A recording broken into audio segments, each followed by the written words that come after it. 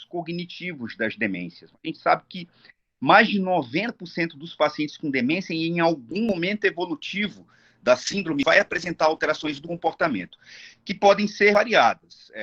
Alterações ligadas ao comportamento motor, à vontade, ao humor, comportamentos desinibidos, alterações da cognição social, entre outras, não é? Então, esses sintomas, eles trazem uma carga de estresse muito elevada para o cuidador e são também fator importante para a institucionalização precoce e para o aumento da mortalidade desses pacientes com demência. Tá? Pode passar o próximo? Pode passar o... Não estou conseguindo ver aí na tela, mas espero que vocês estejam. O próximo slide fala sobre alterações neuropsiquiátricas. Tem um termo que, hora e outra, ele entra mais em destaque, sai, que é o BPSD, que é o Behavior and Psychological Symptoms of Dementia, né? Que seriam sintomas psicológicos e comportamentais das demências. Esse termo, como eu falei, ele é criticável, ele é um termo que alude a sintomas psicológicos, não se sabe muito bem o que seriam esses sintomas. Nós, psiquiatras, especialmente, temos algumas críticas a respeito, mas, de maneira geral, né, a gente organiza esses sintomas em torno de 12 alterações, aquelas que são mais descritas pelas escalas, por exemplo, pelo inventário neuropsiquiátrico do Cummings, não é? Como labilidade emocional, apatia, desinibição, comportamento alimentar, sexual, etc. Tá? Pode passar o próximo? Isso, pode o próximo, eu já falei desse slide. Bom, as alterações clínicas nas demências, elas muitas vezes predizem a ocorrência desses quadros. Por exemplo, pacientes que têm depressão de início tardio, ou apatia de início tardio, ou pacientes que têm alterações psicóticas, como o que a gente chamaria de delírios persecutórios ou delírios de ciúme, né? A famosa síndrome de Otelo. Esses pacientes, desde as primeiras descrições no final do século XIX, como a descrição do caso 1 da doença de Alzheimer, né, da Auguste Deter, eles já sinalizavam para uma ocorrência muito precoce dos sintomas comportamentais, né? Esses sintomas, eles podem surgir antes dos sintomas cognitivos, tá? Eles são marcadores importantes e esses sintomas podem estimular ou sugerir uma necessidade de investigação mais pormenorizada dos quadros. Por exemplo, quando você tem sintomas comportamentais associados a alterações como quedas repetidas, alterações da deglutição, alterações motoras ou do tônus, como nas síndromes Parkinson-Plus, alucinações complexas associadas a alterações do sono, como na doença de Levy. Então, a ocorrência, já em estágios ainda muito precoces da demência, sinaliza para a necessidade de inclusão desses sintomas comportamentais no cômputo da investigação clínica, né, desses pacientes.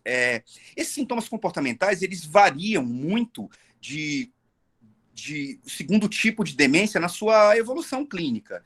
Muitos pacientes, por exemplo, podem ter uma intensidade e frequência maior de sintoma comportamental nas fases leve e moderada dos quadros demenciais. E nas fases avançadas, o quadro acaba sendo prevalente como apatia ou perda da motivação completa e da interação social. Em outros casos, o avançar da demência pode se correlacionar ou se associar a um aumento da incidência de comportamentos motores aberrantes, de alterações como resistência em tomar banho, alteração do sono, perambulação e outras, né?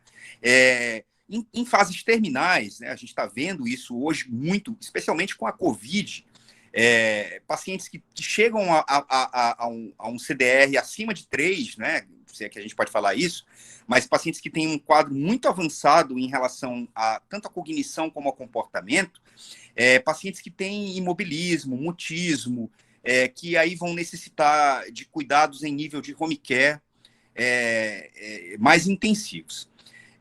Pode passar o próximo? Acho que eu falei já também dessa questão, que é a importância da gente tratar o sintoma comportamental. A gente pode pular já esse slide. não vou ficar repetindo. Aqui só mostrando para vocês um pouco do panorama, não é? Das questões associadas aos sintomas neuropsiquiátricos, né? Dentre eles a sobrecarga, a má qualidade de vida, o declínio cognitivo mais rápido. Hoje muito se discute, não é? A questão de como atender pacientes com quadros muito avançados, pacientes que têm alterações motoras, que não conseguem mais deambular, pacientes que não conseguem mais se alimentar sozinhos, né? E quais são as políticas públicas que estão disponíveis para o atendimento desses pacientes. Pode passar o próximo? Bom, aqui é um roteiro mais ou menos sintético de como abordar um sintoma comportamental no contexto de uma demência, né? Então, quando a gente suspeita de um quadro demencial, a primeira coisa é você, evidentemente, proceder a um exame clínico muito detalhado, que envolve tanto a avaliação cognitiva, com testes de rastreio, ou com baterias expandidas. E essas baterias, elas incluem também avaliações com escalas ou entrevista psiquiátrica, principalmente no rastreio de sintomas do humor, de ansiedade, alteração do pensamento, como ocorrência de delírios, alterações sensoperceptivas, como alucinações visuais, alucinações táteis, auditivas, e também uma propedêutica com exames complementares, né, de sangue, ressonância ou tomografia computadorizada, tá? E muitas vezes, no início desse quadro, é necessário que os sintomas comportamentais já sejam abordados terapeuticamente. Então, um paciente que tem um diagnóstico provisório de episódio depressivo e ainda está em investigação de um quadro demencial, já precisa, muitas vezes, ser medicado, né? Se a suspeita clínica indica esse quadro, e esse paciente precisa ser reavaliado, porque muitas vezes a alteração cognitiva ela está correlacionada a um quadro de depressão. Não é incomum encontrar pacientes cuja alteração cognitiva observada no baseline, na primeira avaliação, ela se deve exclusivamente ao quadro depressivo. E esse quadro não tem relação com uma síndrome demencial. Portanto, há necessidade de reavaliação periódica. Aí a gente coloca como uma sugestão a cada 3 meses, mas essa avaliação pode até ser num intervalo de tempo menor, de acordo com a necessidade de cada caso. É importante também lembrar que estamos num país onde o diagnóstico de condições como hipertensão, diabetes, né, doenças vasculares periféricas, ele é feito muito tardiamente. Essas condições associadas a outras cardiológicas, distúrbios da condição cardíaca, elas competem para que esse paciente tenha um risco aumentado para o desenvolvimento de quadros, por exemplo, vasculares cerebrais, né? E aí a gente destaca a doença vascular isquêmica subcortical como uma causa de doença vascular muito associada a sintomas comportamentais, principalmente apatia e alterações do humor, como irritabilidade e depressão, tá? Então, essa avaliação vascular ela vai ser importante no contexto dos quadros da doença vascular. Ela é hoje já considerado um fator de risco para o desenvolvimento de quadros degenerativos. Pode passar para o próximo. Então, assim,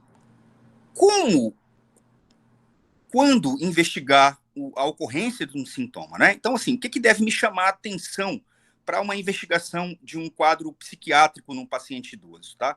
Primeiro, a avaliação da história prévia psiquiátrica desse paciente. Esse paciente tem um histórico de depressão recorrente, esse paciente tem um histórico de sintomas psicóticos ou de doença bipolar, né?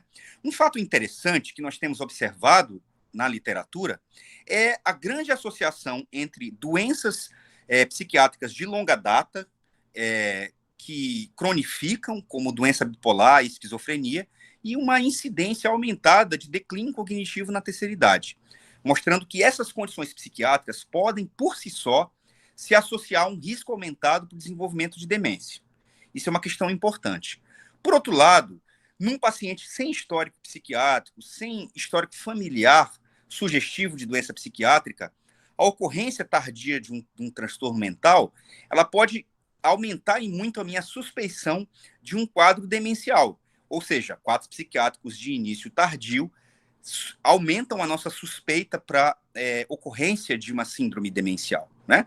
É muito importante aí a gente ter uma avaliação conjugada com a entrevista do cuidador, uma pessoa que conviva aí no mínimo 3 vezes por semana, num intervalo de tempo razoável, com esse paciente, para que a gente tenha uma confiabilidade maior na entrevista neuropsiquiátrica, possa abordar outras questões que, eventualmente, não são trazidas pelos pacientes.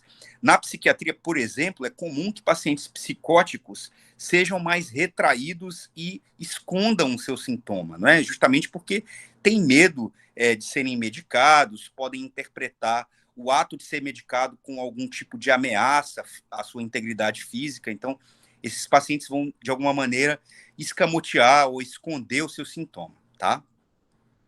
Pode passar para o próximo. Aqui, a nossa apresentação está muito dirigida às intervenções terapêuticas, né? Então, como eu falei para vocês, eu queria mostrar um pouquinho das evidências e um pouco como essas evidências contrastam com a prática clínica diária, do cotidiano, né? Algumas pérolas clínicas que a gente costuma utilizar no dia a dia e que são interessantes para o manejo desses pacientes. Existem alguns princípios gerais que norteiam o tratamento das alterações comportamentais cognitivas nas demências, né? Primeiro é considerar que a questão da segurança desses pacientes. Pacientes idosos têm uma série de alterações na farmacocinética e farmacodinâmica. Por exemplo, esses pacientes têm uma redução do metabolismo hepático, esses pacientes vão ter uma redução do tecido celular subcutâneo, uma redução do tecido muscular e um aumento do tecido celular subcutâneo.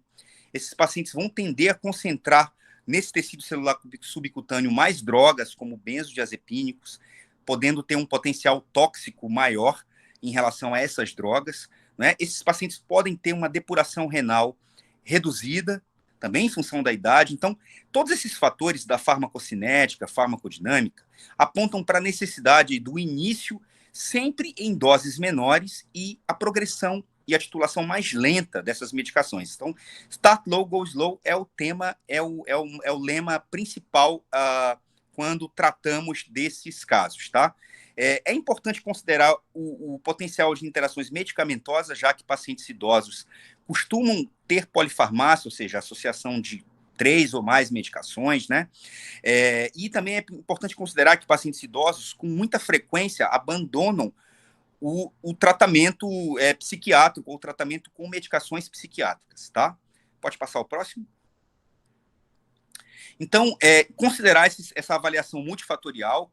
Então, por exemplo, investigando a possibilidade, ou considerando a possibilidade de eliminação de medicações com suplementos alimentares, de repente um antihipertensivo que está mal indicado, não é? Ou uma medicação para labirintite que já não tem uma indicação precisa, considerar a hipótese de washout, de limpeza um pouco dessa prescrição, considerar, né, apesar do problema da evidência limitada, considerar sempre aí a prescrição segundo o aconselhamento de guidelines internacionais e nacionais, né?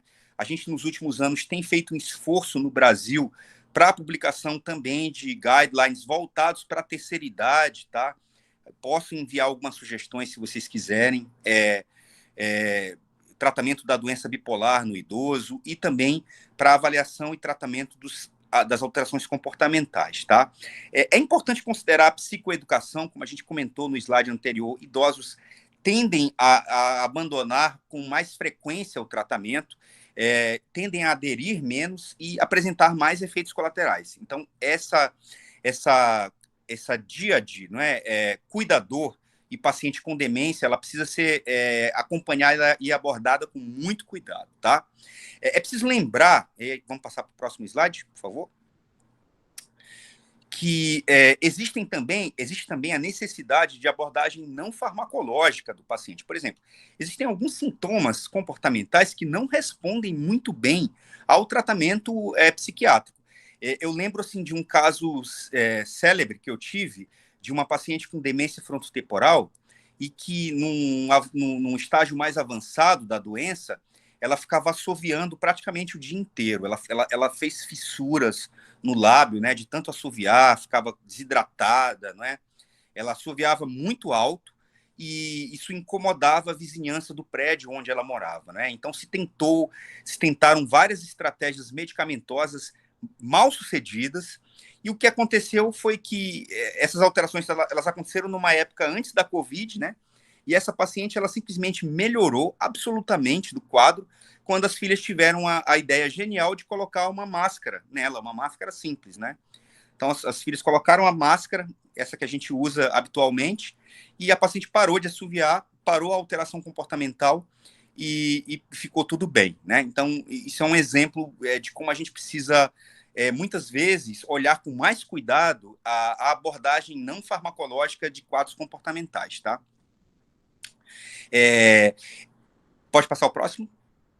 Eu vou falar bem rapidamente sobre... Eu não quero chover no molhado, mas vou só citar aqui, porque isso é importante. A gente sabe que os inibidores de acetilcolinesterase são as drogas de primeira escolha para o tratamento das alterações cognitivas, mas também comportamentais da demência, e isso está consubstanciado nas portarias já divulgadas pelo Ministério da Saúde, a mais recente delas em 2017, que orientam em relação ao uso dessas medicações, né? Por exemplo, ao uso dos anticolinestéricos em fases leves e moderadas, não é? E ao uso da memantina na fase mais avançada.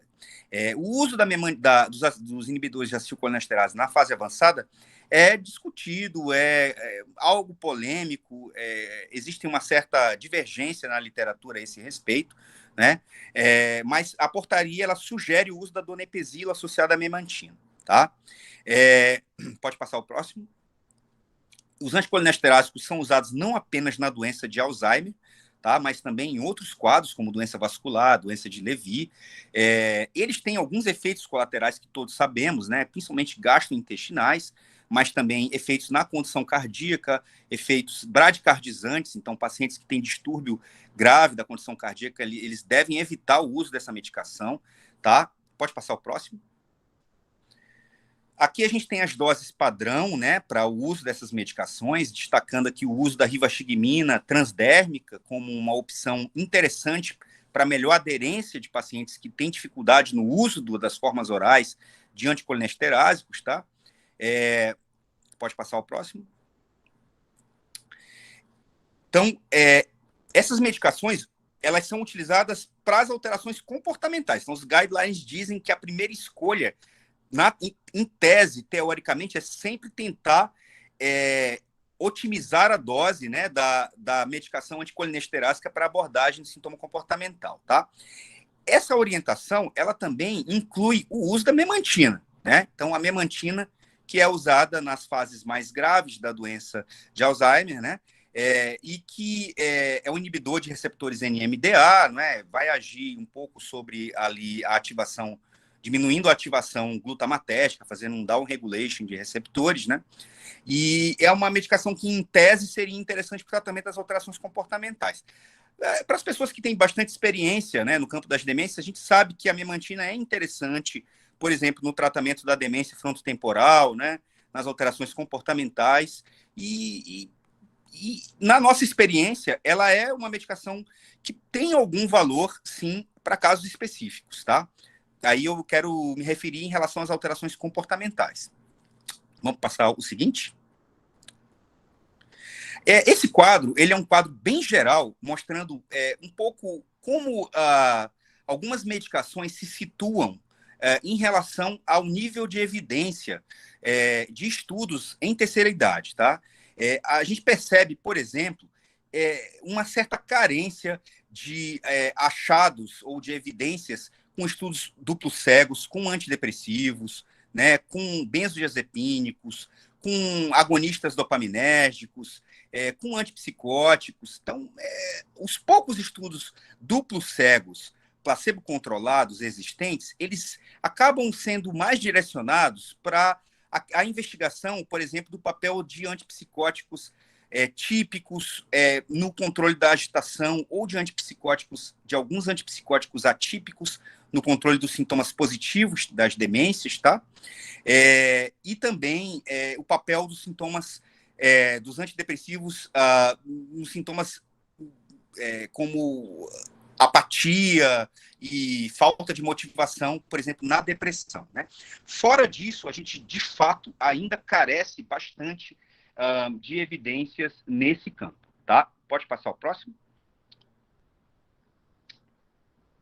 De todo modo, como eu falei, nos últimos anos tem havido um esforço maior com relação à elaboração de guidelines que pelo menos norteiem o uso racional de agentes antipsicóticos, de antidepressivos e outras medicações psicoativas no tratamento das alterações como agitação e psicose. Então, por exemplo, o guideline da Associação Americana de Psiquiatria, né, que normatiza esse uso de antipsicóticos em pacientes com demência, tá?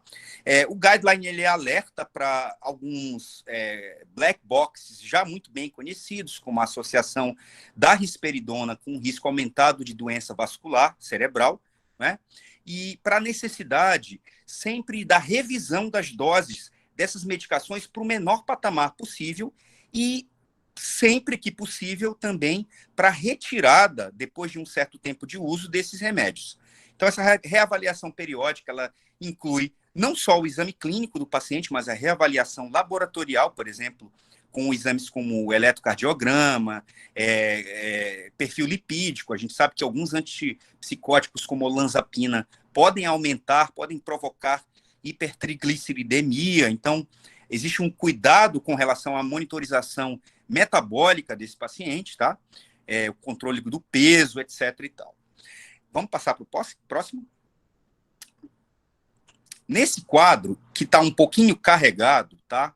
Eu trago para vocês um pouquinho, assim, um sumário de alguns estudos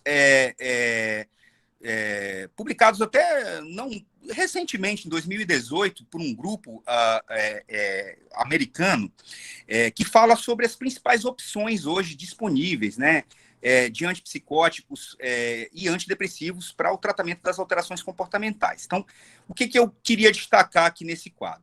Primeiro, um tamanho de efeito mais interessante da risperidona, por exemplo, na melhora de alguns itens da escala de psicose, tá?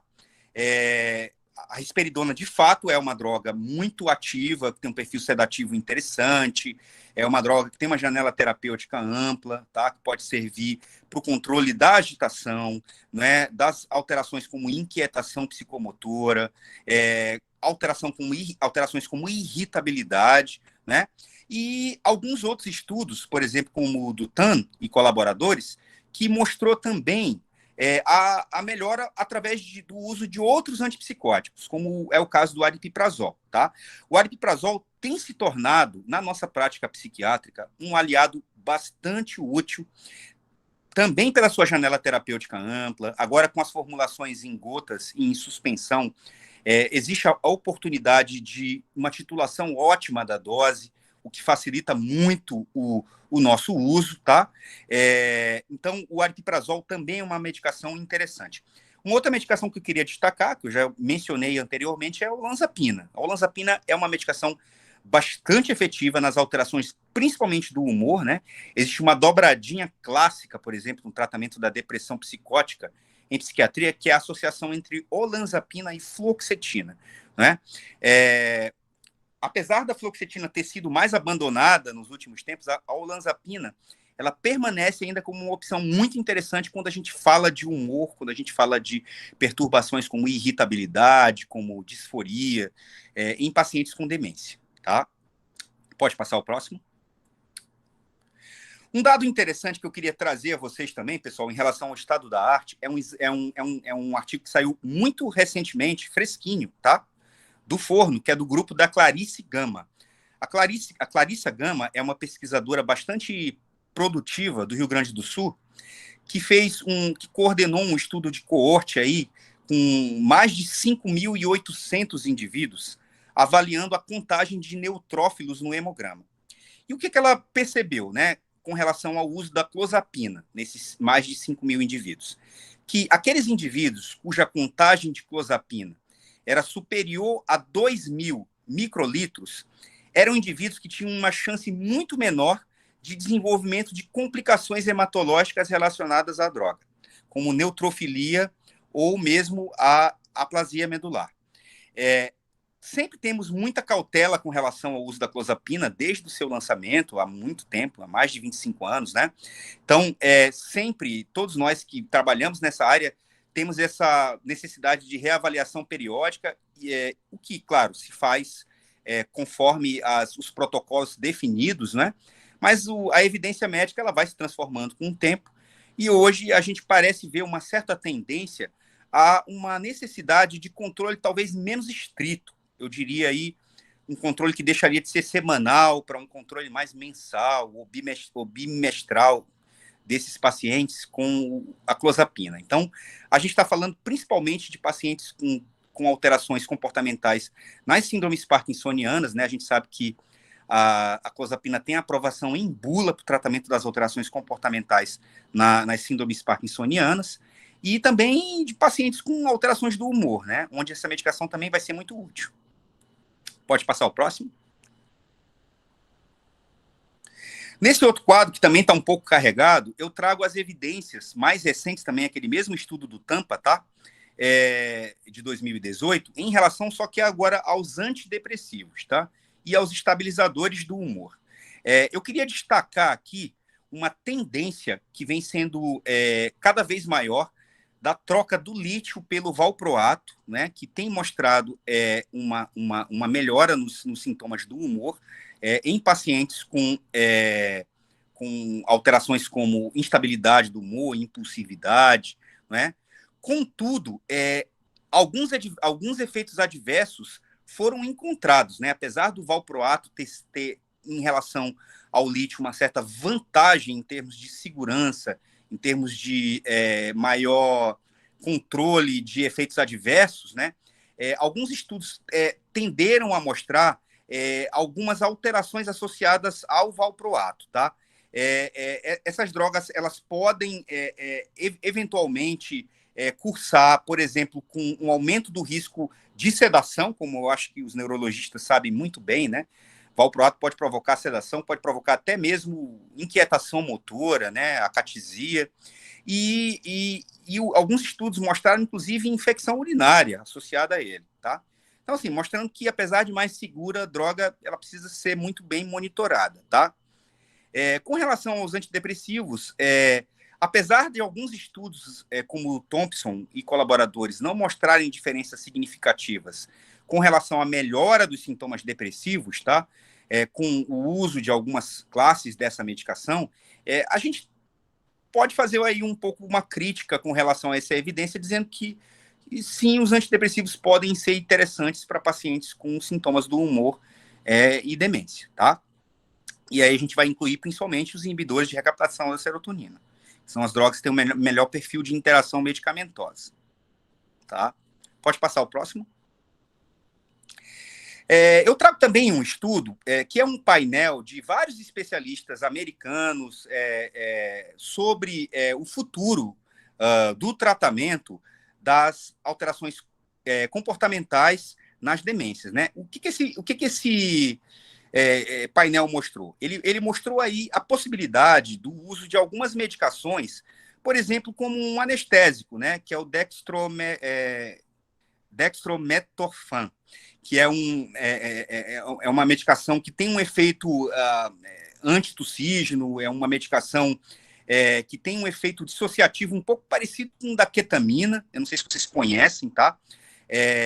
Ele muitas vezes é associado, pelo menos por anestesistas americanos, a quinidina para o alívio de alguns sintomas relacionados à dor, no contexto aí anestésico, né, do uso em ambiente controlado, tá? A gente tem, então, essa medicação como uma medicação que pode ser promissora, tá? A gente tem a própria mirtazapina, que é citada por alguns estudos como uma medicação que pode ser interessante. A mirtazapina, de fato, é um antidepressivo muito bom, embora haja ressalvas, né? A gente sabe que a mirtazapina cursa com algumas alterações aí como ganho de peso, né? Um pouco a alteração do perfil metabólico, e o Prazosin, tá? O Prazosin é outra medicação que foi citada pelo esse painel de especialistas como uma medicação que pode ser também um alvo terapêutico interessante. Vamos passar ao próximo. Nesse mesmo estudo, perdão, desculpe, deixa eu ver se eu pulei, acho que eu pulei o slide. Na verdade, é esse mesmo, tá certo. Aqui eu trago um outro estudo, né, que mostra o manejo farmacológico em casos específicos de demência, né? E eu quis trazer aqui demências que têm um controle um pouco mais desafiador, como a demência de Lewy, né? E o que a evidência médica mostra a respeito do tratamento desses quadros, né? Primeiro, o que a gente já vê um pouco na prática clínica, que é a superioridade da clozapina perante outros antipsicóticos na abordagem desses sintomas comportamentais na demência de Lewy, tá? Muito interessante esse estudo de revisão sistemática, ele não mostrou uma melhora estatisticamente significativa para algumas medicações como a olanzapina e a risperidona. Inclusive, no caso específico da risperidona, ele mostra até que essa droga pode ser pior e pode ser deletéria a esses pacientes com esse tipo de demência, tá? O estudo também mostra que a galantamina, anticolinesterásico, pode ter um benefício nas alterações, principalmente do sono e na flutuação da consciência, né? Embora esses resultados sejam inconsistentes, não sejam replicados por outros estudos, tá? Vamos passar ao próximo. Aqui é um painel só para vocês terem uma ideia, pessoal, dos vários agentes antidepressivos. A gente falou um pouco da predileção pelos inibidores da recaptação. Em contextos onde o quadro depressivo é mais resistente, a gente tem usado os inibidores duais, né? Então, o inibidor de recaptura de serotonina e noradrenalina, por exemplo, tá? E também o uso da trazodona, que é muito interessante para o controle da sedação, perdão, controle da insônia, da inquietude motora, para uma sedação mais efetiva do paciente. Então, é considerado uma droga mais multifuncional, né? Aqui a gente vê aqui um pouquinho dos efeitos adversos mais frequentes de cada uma delas, né? Então, atentar para que, embora a trazodona seja muito efetiva, ela, como outras medicações, ela tem um certo bloqueio alfa-adrenérgico que vai produzir um risco aumentado de sedação, né? E de hipotensão nesses pacientes, tá? Perfeito. Vamos passar ao próximo. Aqui um consenso da Associação de Geriatria, né, americana, um update de 2019, mostrando de forma muito contundente a necessidade de evitar o uso de benzodiazepínicos. A gente sabe já muito claramente a grande associação existente entre benzodiazepínicos, risco de quedas, né, alteração da coordenação motora fina, né, piora cognitiva, intoxicação, risco de abstinência, não é? Risco de efeito paradoxal, que pode ser muito perigoso para esses pacientes, né? Mas naqueles casos onde esse uso do benzodiazepínico não tem como deixar de ser feito, se dá preferência àqueles benzodiazepínicos que a gente sabe que tem um melhor perfil de metabolização hepática, né? Como o lorazepam, tá? Pode passar o próximo slide. Perfeito. Aqui, essa aqui é uma revisão sistemática, mostrando um pouquinho como é que está a evidência médica em relação ao tratamento da apatia, não é? Com diferentes classes de medicação, né? Esse estudo, ele tende a favorecer, né? Nesse plot aqui vocês podem observar, uma melhora da cognição trazida, principalmente pelo uso de anticolinestéricos e uma melhora da apatia pelo uso de medicações psicoestimulantes, tá? Então, a apatia é um sintoma comportamental muito desafiador, é um sintoma comportamental que costuma responder pouco aos anticolinestéricos, a antidepressivos, e a apatia parece aí ter algum grau de resposta com medicações como o metilfenidato, né? Hoje a gente tem outros agentes psicoestimulantes disponíveis, né? Como a lisdesanfetamina, que também pode ser útil. A lisdesanfetamina, ela é bem menos estudada do que o metilfenidato no campo das demências, né? A gente sabe que ela tem aprovação para compulsão alimentar periódica e para o transtorno déficit de atenção e hiperatividade, tá? Para idosos, esse uso é pouco compreendido, mas, em tese, se pode pensar que, por extensão, né, talvez a lisdesanfetamina seja um candidato no futuro ao tratamento da apatia também dos pacientes com demência. Tá? Pode passar o próximo. Aqui é um consenso do Congresso Brasileiro de Insônia, né? A insônia também é uma alteração comportamental muito pervasiva, muito comum, às vezes de difícil controle, né, de difícil manejo, às vezes o paciente tem muita dificuldade nesse controle da sua insônia, porque acaba se utilizando aí de medicações com benzodiazepínicos de maneira crônica, o que acaba por agravar a qualidade desse sono, né? Então, os agentes melatonérgicos, eles têm crescido em importância nesse contexto, né? E eu gostaria de destacar o uso da ramelteona como um agente terapêutico que tem uma atuação em receptores melatonérgicos e que pode ser interessante aí para o controle dessas alterações, tá? Aqui eu vou finalizar agora a minha apresentação entrando no último tópico, que são as perspectivas terapêuticas, tá? O que a gente vai ter aí no futuro para o tratamento das alterações cognitivas e comportamentais, né? Pode passar? Isso aqui é só para vocês terem uma ideia, um pouco do papel aí de algumas medicações que parecem ser candidatas pelo menos a uma redução da gravidade da demência ou uma prevenção mais secundária desse quadro, né? Então, entre elas, a gente tem as estatinas, né? As estatinas, elas parecem ter um papel importante, por exemplo, na redução da oxidação nítrica, na redução da oxidação do LDL, né? Na redução, por exemplo, do acúmulo do amiloide, de maneira que as estatinas podem ter um papel importante na redução do risco de ocorrência de demência, de eventos vasculares cerebrais, e também na redução geral do risco de demência, tá? Pode passar o próximo. Então, o que a gente vê nesse plot, a gente vê que a maioria dos estudos ele favorece uma redução do risco relativo nos pacientes em uso de estatina para ocorrência de doença de Alzheimer, tá? Pode passar o próximo? Então, um outro alvo terapêutico, eu não vou, claro, estou só fazendo uma pincelada sobre esse assunto, são os agentes anti-amiloides e anti-tau, tá? Começando pelos agentes anti-amiloides, esses agentes eles vão produzir uma redução, né, na produção aí do amiloide, que se acumula no meio extracelular, né, intracerebral, com a redução e com a modulação também das secretases, tá? Com a redução na formação e nas agregação, com a redução na formação e na agregação da proteína amiloide, com o aumento da depuração dessa proteína amiloide, tá? Tanto por uma ação de imunoterapia ativa ou passiva, e a gente tem alguns agentes já em estudo, né? Como o verubecestat, né, o lanabecestat e outros, tá?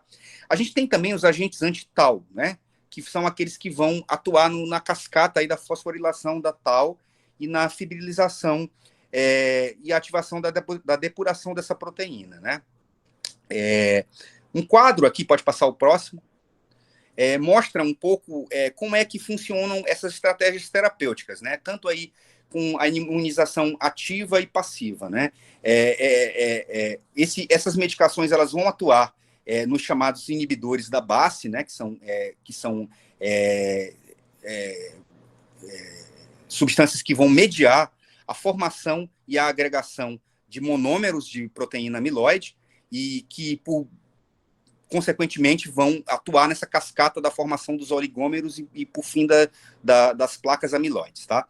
Então, essa seria uma ação aí em termos de proteômica no amiloide. No caso da tau, a gente tem uma ação daquelas drogas anti-tau, como eu falei, né, na cascata da fosforilação, da hiperfosforilação dessa proteína, né, em alguns precursores dessa hiperfosforilação, e a gente espera que isso no futuro possa servir como um agente terapêutico efetivo, né? De todo modo, aí para finalizar a apresentação, eu trago um editorial para vocês do aducanumab, né? Acho que todo mundo deve ter visto a aprovação há acho que uns 2 ou 3 meses, não, mais tempo, há uns 5 meses atrás, do aducanumab para a doença de Alzheimer. Essa aprovação ocorreu pelo FDA, né, o órgão americano de controle, né, de medicações e alimentos, tá? E aqui eu trago um editorial publicado na revista do British Medical Journal, onde os autores são muito ácidos na crítica à liberação dessa medicação, né? O Sebastian Walsh, por exemplo, ele cita que essa liberação do aducanumab foi provavelmente a pior aprovação de uma droga na história recente americana, tá? E não é sem motivo que essa crítica ácida ocorre, né? Parece que o tamanho do efeito do aducanumab é muito reduzido. Os estudos não conseguiram comprovar um perfil satisfatório de segurança desses pacientes. Pelo contrário, há relatos de aumento de efeitos adversos, como eventos vasculares, sangramentos cerebrais, edema cerebral, com o uso dessa medicação, o que levou alguns pacientes a interromperem, a descontinuarem o seu uso, né, durante o estudo, e também o alto custo, né, que vai girar aí nos Estados Unidos em torno de $56 mil anuais, tá?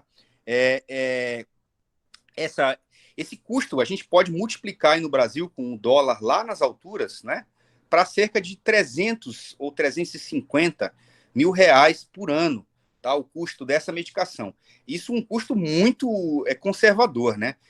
Se a gente multiplicar isso por importação e outras taxas que são agregadas pelo nosso governo, talvez a gente chegue até em valores em torno de 500 mil reais por ano, tá? Então fica aí uma grande pergunta em relação a como e quem pode custear esse tratamento no Brasil, tá? Bom, gente, eu queria finalizar a minha apresentação nas conclusões, então, destacando que o tratamento das alterações cognitivas, ele deve sempre ser um alvo terapêutico, ele deve sempre priorizar a estabilização desses sintomas, né, e garantir aí um aumento da qualidade de vida para o paciente, né. O tratamento farmacológico, ele tem que ser tem que seguir a base de evidência com aquelas medicações de primeira escolha, com os anticoagulantes terágicos, e essas medicações devem ter a sua dose maximizada, né, esses níveis terapêuticos. Por outro lado, o uso de antipsicóticos e antidepressivos, ele é um uso ainda muito pobre em termos de evidência médica. O raciocínio em termos de otimização da dose deve ser o contrário, né? A gente deve sempre buscar a menor dose eficaz, priorizando a segurança desse paciente, tá? Era isso que eu queria falar, queria mais uma vez agradecer. Queria só passar o próximo slide, fazer aqui uma rápida propaganda do nosso livro, né, que foi recentemente lançado, aqui em associação com o Dr. Felipe Sudo, que é do Instituto DOR, de pesquisa no Rio de Janeiro, e o Dr. Leonardo Cacheta, que é neurologista e psiquiatra, e que atua nesse campo da neuropsiquiatria geriátrica, né? Então, a gente convida todos vocês aí a, enfim, tomarem contato com essa nossa publicação, tá? Eu queria mais uma vez agradecer e me colocar à disposição aí para dúvidas e questionamentos. Assim, saiu. O último slide é o Tratado de Psiquiatria, para quem tiver interesse, tá? Os neurologistas que tiverem interesse. Isso também resume o estado da arte da psiquiatria no Brasil, né? E a gente contribuiu aí, teve a honra de contribuir com um capítulo de alterações cognitivas e comportamentais na demência de Alzheimer. Certo. Professor, muito obrigado pela aula, realmente foi muito esclarecedora, né? É um tema que realmente, assim, a gente vê muito, é muito comum no consultório da gente, e acaba que sempre tem aquela dúvida, né? Que a gente sempre tem que pensar no menos efeitos colateral, mas sempre escolher o melhor medicação para o paciente, né? Que a gente sabe que às vezes é difícil, tá? Professor, eu gostaria de fazer uma pergunta, né? Uma dúvida minha, na verdade, realmente minha, de assim, como eu não tenho muito a experiência com a clozapina, até pelo o perfil de efeito colateral, acaba que eu acabei que não uso muito. Mas assim, eu queria saber do senhor, assim, na experiência do senhor, quando é que vale assim usar ela, assim, é, quando é que vale o risco de usar clozapina? Gostaria de uma opinião do senhor. Olha, eu primeiro queria te dizer que a pergunta é ótima, Góis. A clozapina, ela é muito subutilizada. Isso eu posso te falar com certeza. Existem várias condições onde o uso da clozapina pode ser interessante. Eu diria até para você o seguinte: a esmagadora maioria dos pacientes responde com uma janela terapêutica entre 25 e 100 miligramas, tá? São doses muito menores, consideravelmente menores do que aquelas doses psiquiátricas para esquizofrenia, por exemplo. Uhum. Isso já dá uma tranquilidade para a gente, né? Por exemplo, imagino para o neurologista que não vai usar no dia a dia essa medicação. Eu vou te pedir só um minutinho, só para desativar meu vídeo, para eu pegar o carregador do celular, tá? Eu vou te respondendo enquanto isso. Tá, tá. Então, assim, é uma medicação muito interessante para aqueles casos onde o paciente tem muita alteração do humor associada à insônia e inquietação com ansiedade. Então, nos casos onde há alteração do humor, irritabilidade, associada à ansiedade e alteração do sono. Eu diria que essa é uma indicação assim muito bem reservada para o uso da clozapina, né? E aí a gente pode começar com metade do comprimido de 25, fazer um hemograma antes do uso.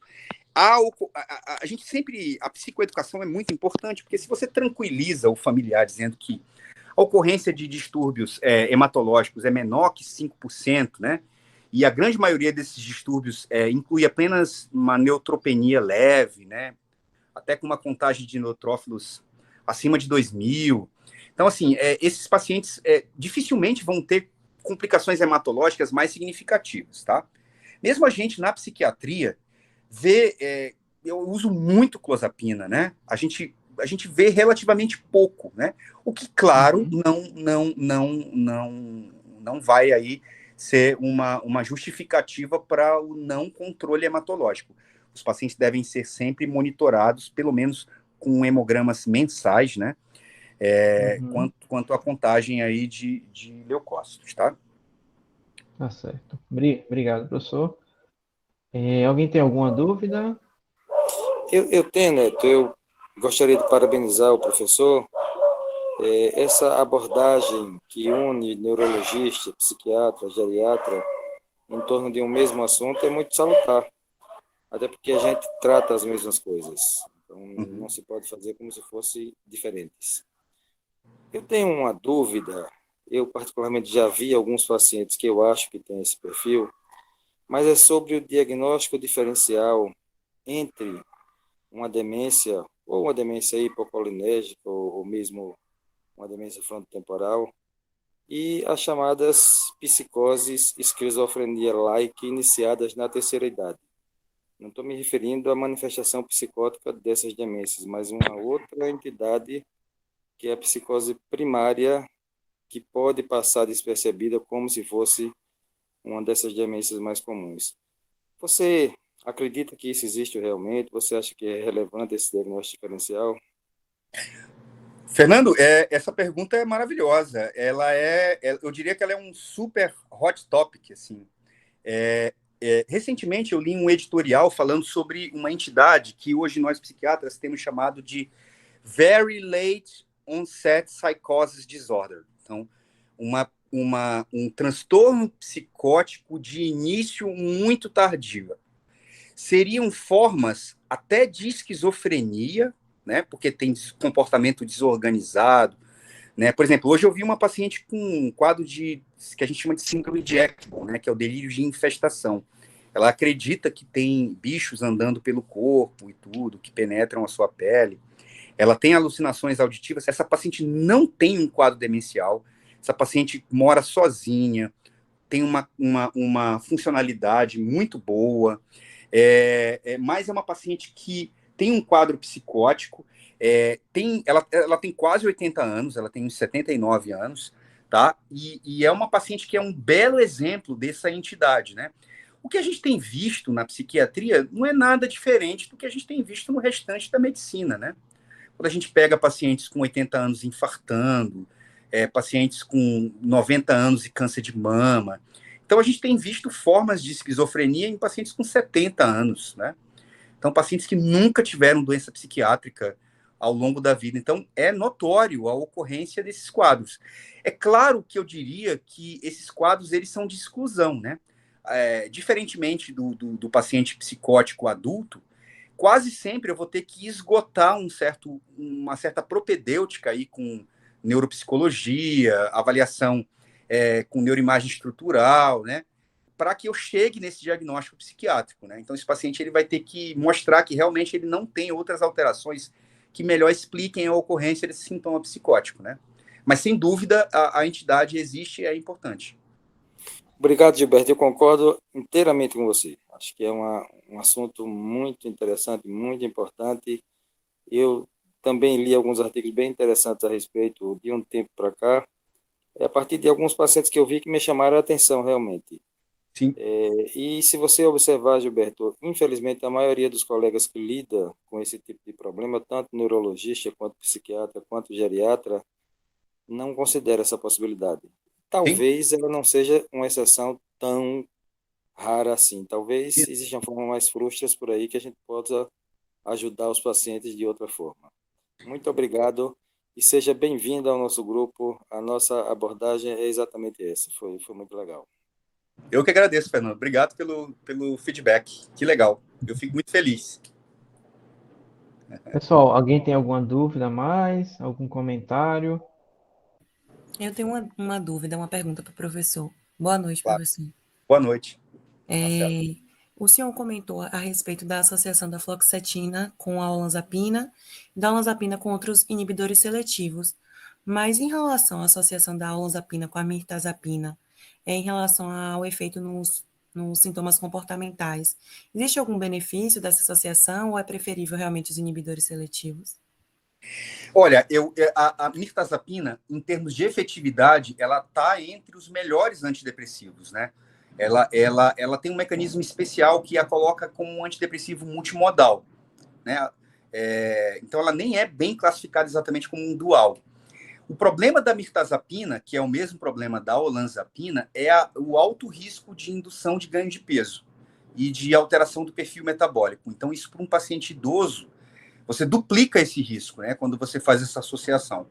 Então, esse é o grande senão para a associação. Mas em termos de efetividade terapêutica, por exemplo, eu faria essa associação que você está mencionando em quadros muito graves de depressão psicótica, onde o paciente chegou a perder, por exemplo, 20 quilos. Entendo. Quadros de depressão catatônica, depressão bipolar, muito graves, que o paciente perde muito peso, tem sarcopenia muito acelerada, num espaço de tempo muito curto, né? E aí a gente precisa entrar com 2 remédios para aumentar, assim, fazer uma mega estimulação de apetite desse paciente, né? Então essa associação pode ser interessante. Entendi, doutor. Muito obrigada. Alguma outra dúvida, pessoal? Eu tenho, não é bem uma dúvida, Gilberto. Eu não me recordo se eu conversei com você, mas fique à vontade. A gente costuma deixar as aulas dos professores que autorizam gravadas no YouTube do nosso grupo de estudos. Eu gostaria de saber se você permite que essa aula fique postada lá no nosso YouTube. Com todo prazer. Eu só peço desculpas pela gafe aí do atraso e deixar vocês esperando. Mas na hora que a aula ficar postada, isso vai desaparecer, porque a gente vai colocar do início da aula. Ótimo. Então, muito obrigado. Prazer, uma honra. Agradeço. Porque muita gente acaba vendo a aula depois. Então, são muitas atividades ao mesmo tempo, e a sua aula foi realmente interessante. E principalmente por isso, porque ela trouxe um olhar psiquiátrico para um problema que é neuropsiquiátrico, não é só neurológico, e também é geriátrico. Então, a gente tem que colocar os diversos jogadores para bater essa bola e fazer um gol muito, muito legal, muito bonito. Com prazer. Pode contar comigo e eu vou ter prazer em poder ajudar na disseminação e na discussão né? Eu adoro a neurologia e tenho muitos colegas que são parceiros de trabalho. Então, vou estar sempre disponível. Alguma dúvida mais, pessoal? Eu tenho uma dúvida, sim. Professor, boa noite. Boa noite. Eu não sei se vi bem, mas me parece que em uma das tabelas aparecia que o grau de evidência da quetiapina para controle de sintomas comportamentais em relação a outros antipsicóticos seria menor. Ou seja, que a quetiapina não teria a mesma efetividade do que a olanzapina, enfim, do que outros antipsicóticos atípicos. É isso mesmo? É isso mesmo. É isso mesmo, porém, como eu fiz até essa ressalva, né? Vários estudos, eles têm uma evidência criticável. A evidência, por exemplo, é o mesmo problema com os antidepressivos. A evidência mostrou que os antidepressivos não são efetivos no tratamento da depressão. Alguém de fato acredita nisso, né? Quando a gente fala de depressão na demência? Bom, eu no mínimo, vou relativizar essa informação. A mesma coisa é relativa à quetiapina. Talvez, tá? Eu não gravei o seu nome, perdão. Carlos. Carlos, talvez isso tenha a ver com a heterogeneidade nas doses de quetiapina utilizadas, tá? A gente sabe que a janela terapêutica da quetiapina entre todos os antipsicóticos é a mais larga. Ela pode ser usada de 12,5 a 400, 500 miligramas, né? Sendo que a partir de 300 miligramas existe um risco maior de alargamento do intervalo QT em pacientes idosos. De todo modo, é uma janela muito ampla, né? Em pacientes psiquiátricos, ou pacientes neuropsiquiátricos, né, melhor dizendo, pode ser que os poucos estudos existentes não tenham chegado a uma dose terapêutica efetiva dessa medicação. Daí, por exemplo, ela aparecer como menos efetiva quando comparada ao olanzapina e risperidona, né? Mas na prática clínica isso não é verdade, né? O que a gente observa é que na prática clínica a quetiapina é sim efetiva, é sim interessante, principalmente no controle da sedação e das alterações do humor, tá? Perfeito, professor. Muito obrigado. Alguém tem mais alguma dúvida?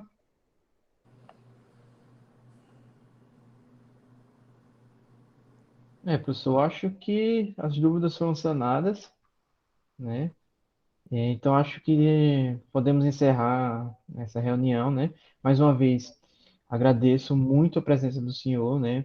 A gente aqui do grupo de estudos agradece demais e queremos, assim, mais ajudas do senhor mesmo, né? Sempre que possível, a gente vai sempre surgir alguma dúvida, de repente, alguma aula também no futuro, como o professor Fernando falou, essa interface, né? Da psiquiatria, da neurologia, né? E de outras especialidades também que acabam tendo essa interface grande, é importante, tá? Então, mais uma vez, obrigado e boa noite a todos. Eu que agradeço, um prazer imenso e estou disponível até a próxima, tá? Um bom final de ano a todos aí, com muita saúde, muita paz. Obrigado. Boa noite a todos. Boa noite. Boa noite. Boa noite.